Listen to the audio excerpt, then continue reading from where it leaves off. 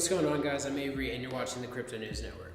Today I'll be talking about some interesting hardware news in the blockchain ecosystem.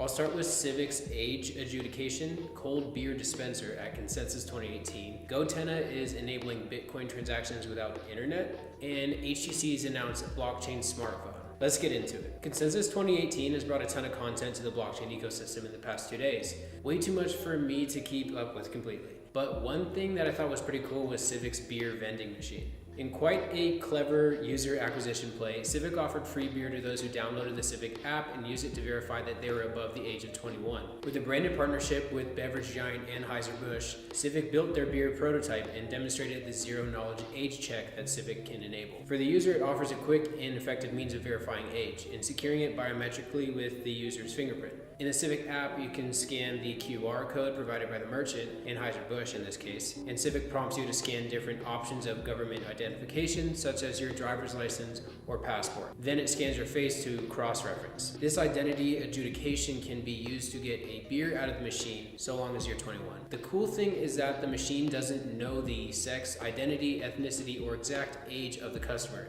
All it knows is that the person is over the age of 21 after being shown the QR code, which is pretty cool.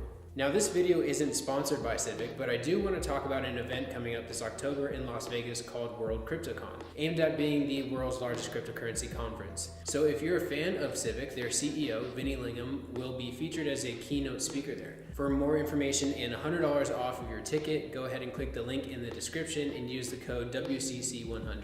Going forward, the internet runs our lives, and it certainly runs the lives of anyone who's remotely interested in cryptocurrency. The only way to shut it down would be to shut off the internet. But what if even then there's a way around it? A startup called goTenna has made this a reality. They are pairing up with the Bitcoin wallet Samurai Wallet to offer this extension of their service by utilizing the goTenna hardware. The goTenna device wasn't made specifically for enabling off-internet Bitcoin payments, but rather to enable an offline communication mesh network by utilizing radio frequencies. The partnership between the wallet and this hardware means that a user could still communicate Bitcoin transactions offline in a conflict or a disaster zone. Within the mesh network, the signal needs to be within a mile of another goTenna device in order to communicate. Currently, the goTenna mesh network is massive, with over 100,000 devices able to send messages to each other within proximity. From my understanding of how this would work is that you would still need to have someone who is connected to the Bitcoin network at the end of it, so that you could send a signed transaction to that node so that it could then be broadcasted.